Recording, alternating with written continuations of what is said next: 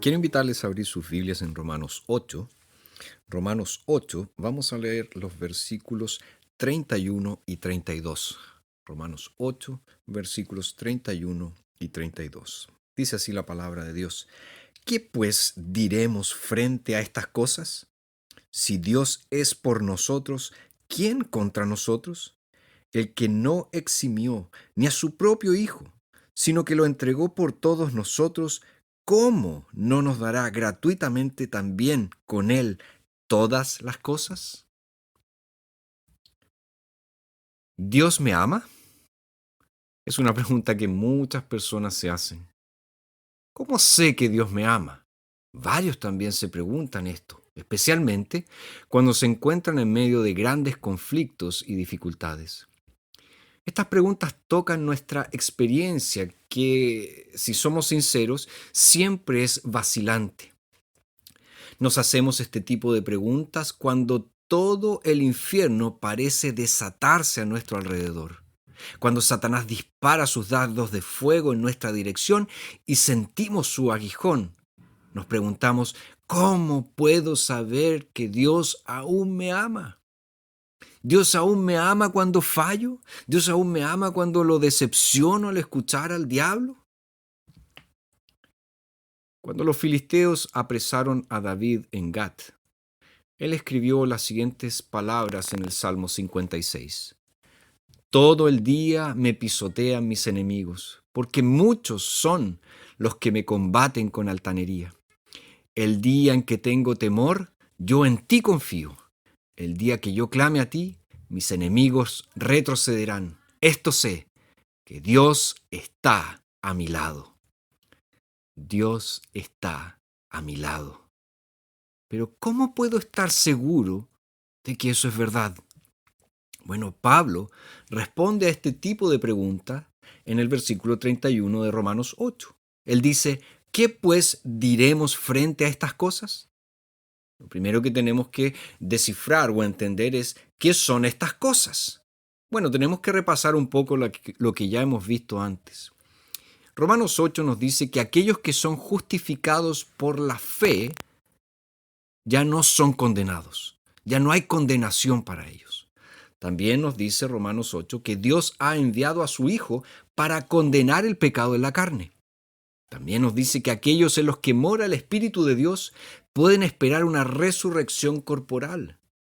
Y de hecho, el sufrimiento presente es temporal y debe ser soportado con paciencia y debe ser visto como dolores de parto que anticipan nuestra futura resurrección corporal. También Romanos 8 nos dice que el Espíritu testifica a nuestro espíritu en cuanto a nuestra adopción y herencia como hijos de Dios. Y también Romanos 8 nos dice que estamos rodeados por una providencia integral que asegura que el propósito final de Dios se va a consumar. ¿Y cuál es el propósito final de Dios? Nuestra conformidad a la imagen de Cristo. Resumiendo todo el capítulo, Pablo ahora puede decir, si Dios es por nosotros, ¿quién contra nosotros? El que no eximió ni a su propio Hijo, sino que lo entregó por todos nosotros, ¿cómo no nos dará gratuitamente también con Él todas las cosas? Nuestra seguridad se basa en la objetividad de la obra consumada de Cristo Jesús a nuestro favor. Pero no es, al menos inicialmente, el amor de Jesús lo que está en mente de Pablo. Es el amor del Padre que envió a Jesús lo que Pablo tiene presente aquí. Y en esto, Pablo está haciendo eco de lo que el mismo Jesús anunció y lo que nosotros encontramos, por ejemplo, en el Evangelio de Juan. Cuando Juan dice en el capítulo 3, verso 16, porque de tal manera amó Dios al mundo, que ha dado a su Hijo unigénito. Y en su primera carta Juan dice, en esto se mostró el amor de Dios para con nosotros, en que Dios envió a su Hijo unigénito al mundo. Dios es nuestro Padre por el Espíritu de adopción. Y ahora nosotros lo llamamos Abba Padre. tenemos el privilegio inestimable de emplear el mismo nombre que usó Jesús cuando le dijo a María: yo subo a mi Padre y al Padre de ustedes, a mi Dios y Dios de ustedes. Además, el Padre nos ama. Este solo hecho es digno de admiración. La idea de no ser amados nos vuelve locos, nos desquicia.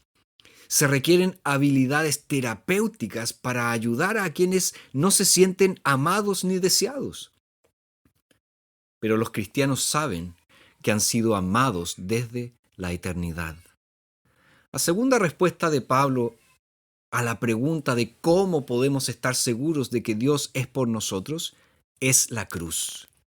El cristianismo bíblico está centrado en la cruz porque fue en la cruz del Calvario donde el amor de Dios por los pecadores como yo se mostró en toda su asombrosa plenitud. En el Calvario, para salvarnos, el Padre no eximió, es decir, no perdonó a su Hijo, sino que lo entregó por todos nosotros. Este lenguaje que utiliza Pablo, no eximir, o como en otras versiones aparece como no escatimó, nos presenta una posibilidad interesante. Pablo estaba pensando en el idioma que se encuentra en la traducción griega del Antiguo Testamento, esta que se conoce como la Septuaginta, que era la traducción preferida en la época de Pablo. ¿Por qué nos preguntamos eso? Porque Dios vio que Abraham estaba dispuesto a no eximir a su hijo Isaac, pero le ordenó que no lo matara. Dios entonces eximió a Isaac, pero ojo, no hizo lo mismo con su propio hijo. Y estas palabras que aparecen allí en Génesis 22 son exactamente las mismas en la traducción griega que encontramos aquí en Romanos 8.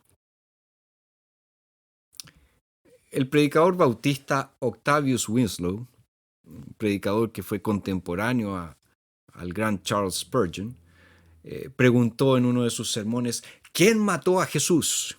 ¿Quién lo mató? Y él respondió de la siguiente forma: no fue Judas por codicia, no fueron los judíos por envidia, fue su padre por amor. El padre lo mató, fue el padre quien le dio muerte. Dios el Padre no eximió a su Hijo, a Jesús, por nuestro bien. Que el Padre no haya eximido a su propio Hijo de los dolores del Calvario es aún más sorprendente, dado el hecho de que Jesús pidió ser eximido. En el Getsemaní, Jesús clamó: Padre mío, de ser posible, pase de mí esta copa. Jesús estaba pidiendo que se le eximiera del Calvario. Es cierto que Él se entregó a la voluntad del Padre porque Él dice: no sea como yo quiero, sino como tú. Pero esto no debe disminuir la urgencia y el enfoque de la petición de Jesús. En la angustia de su alma, nos dice Lucas, el sudor de Jesús cayó al suelo como grandes gotas de sangre. Y él oró, como nos dice el autor de la carta a los Hebreos, con gran clamor y lágrimas. De hecho, Martín Lutero dijo que nadie temió a la muerte tanto como Jesús. En su oración, el alma y el cuerpo de Jesús estaban enfocados en una sola cosa: librarse de la prueba que le esperaba, librarse de la cruz. Ahora, fijémonos que el juicio de Jesús y su muerte en la cruz no fueron comunes, porque esta iba a ser una muerte con aguijón, una muerte que llevaría a Jesús a experimentar el tormento que merecían los malvados condenados, los pecadores condenados. Y Jesús tuvo que enfrentar este tormento sin posibilidad alguna de expiación por el pecado que se le atribuyó. Entonces la maravilla del Calvario no es solo que muestra el amor del Padre Celestial, es también el Hijo en su cumplimiento de la voluntad del Padre, a pesar del horror inimaginable que le costaría. Por eso Jesús, él dice en el Evangelio de Juan: nadie tiene mayor amor que este, que uno ponga su vida por sus amigos. ustedes son mis amigos. El Calvario presenta un misterio aún mayor.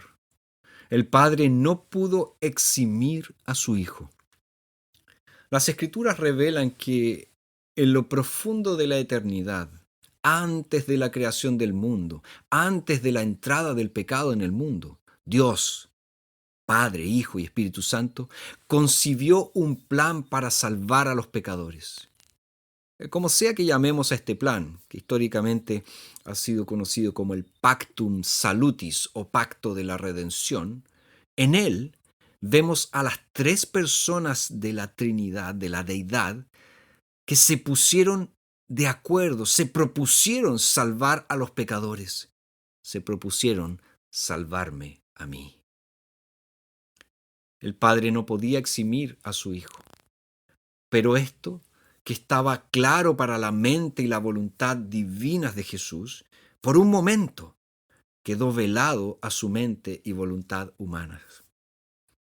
Y es muy conmovedor ver que en la oscuridad de Getsemaní, Jesús se rindió en total y en perfecta sumisión a la voluntad de su Padre. Y lo hizo sin la ayuda de una voz que le dijera, te amo. Voz que él había oído cuando fue bautizado y voz que escuchó cuando se transfiguró en el monte.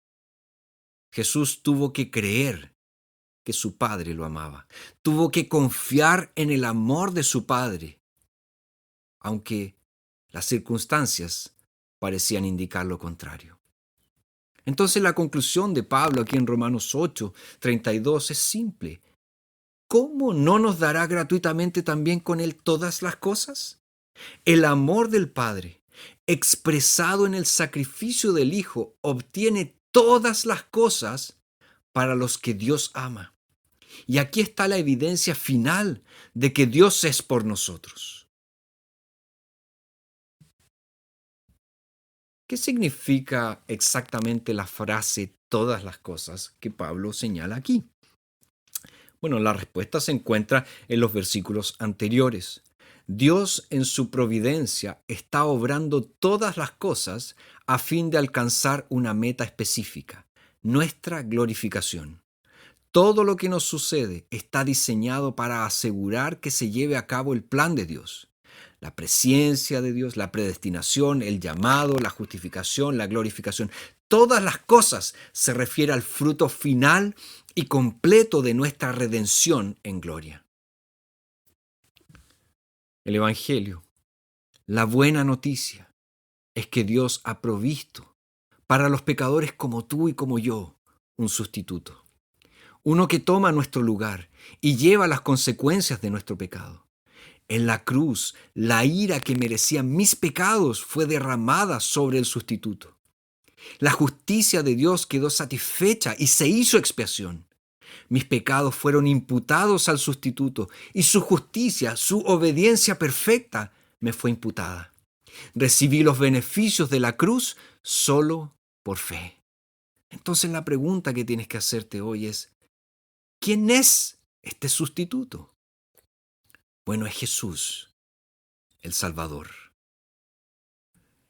El Evangelio garantiza que seremos llevados a la gloria. Es por la gracia que somos salvos de las consecuencias de nuestro pecado. La misma gracia de Dios en el Evangelio nos lleva de vuelta a casa. Mejor dicho, Jesús es quien nos lleva de vuelta a casa.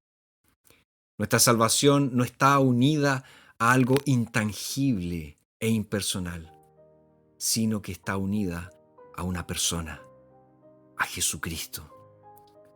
La gracia que asegura nuestra glorificación es la gracia de Dios en Cristo Jesús.